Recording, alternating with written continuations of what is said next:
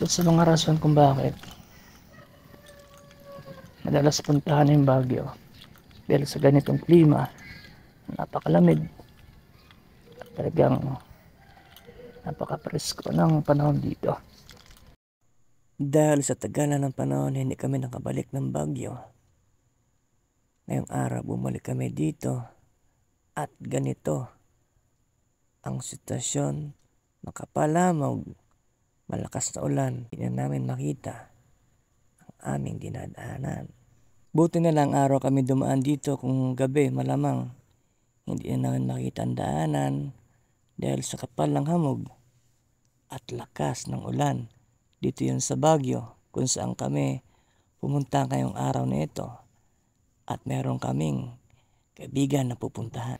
Isa sa pinakamagandang pangyayari sa buhay mo, yung makarating ka sa iba't ibang lugar kung saan marami kang mga gandang tanawin na makikita at mga taong makakasama na maayos at maganda ang kalooban.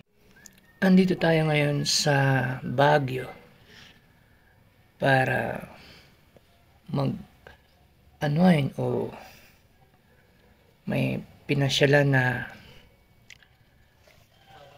lugar dito sa Baguio kung saan may mga kasama kami dito talagang napakabait nila.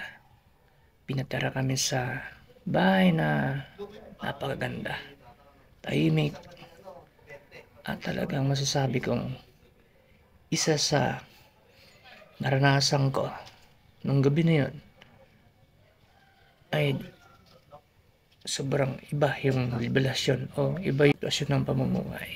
Sobrang okay na okay talaga. Kaya nagpapasalamat ako sa kanya ng sobra.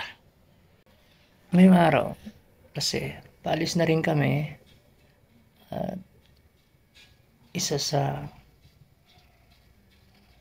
napakagandang pangyayari ngayong araw ay makita ko kung gaano kaganda yung mga lugar dito na hindi mo akalain na sobrang ganda talaga dito. Isa sa pinakamagandang lugar na kung saan nakikita natin yung mga tanawin talagang ubod ng ganda. Andito tayo sa Baguio para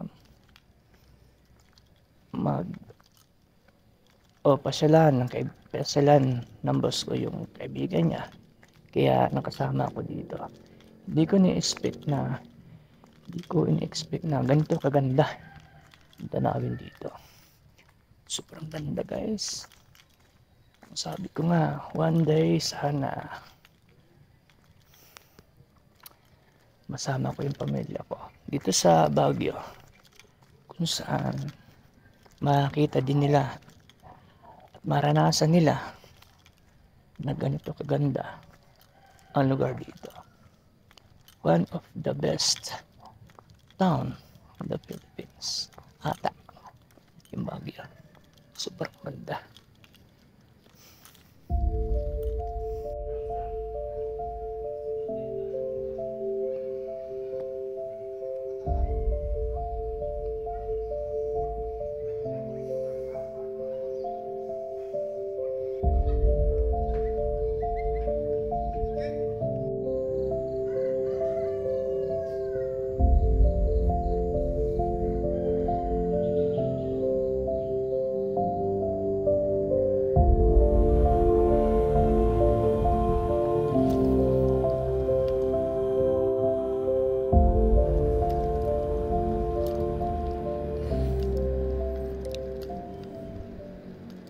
Sobrang napakaliwalas lalo pag umaga ng sitwasyon dito sa Baguio. Napakaliwalas pag umaga.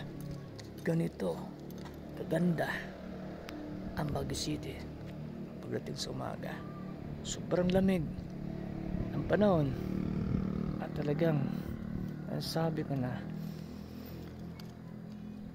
isa sa talaga sa pinaka dinadayang lugar ang Baguio, lalo na sa pag ganitong mga panahon na malamig ay pinupuntahan talaga ang Baguio. Bukod na sa mga gandang tanawin, may mga tao naman na talagang nasabi ko na napakabait at nakaka-amaze talaga ang kagandahan ng Baguio. Sobra. Kung sa bahay naman, talaga naman napakaganda.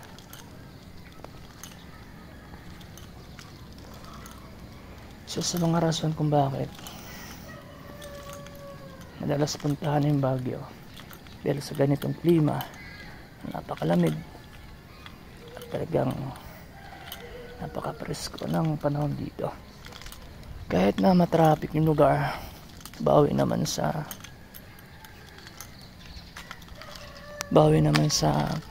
kagandahan ng mga tanawin at mga presko ng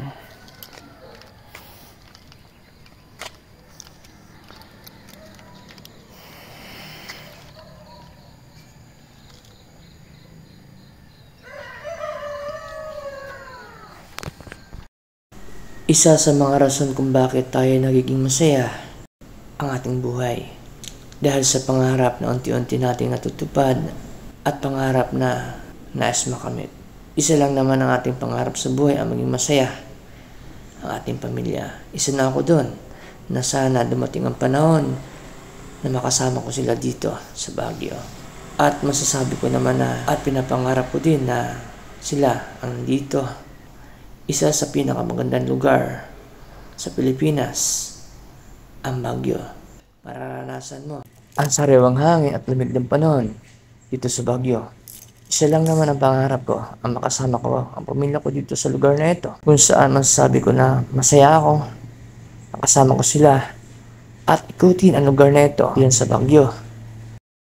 Para maramdaman nila ang ganda ng tanawin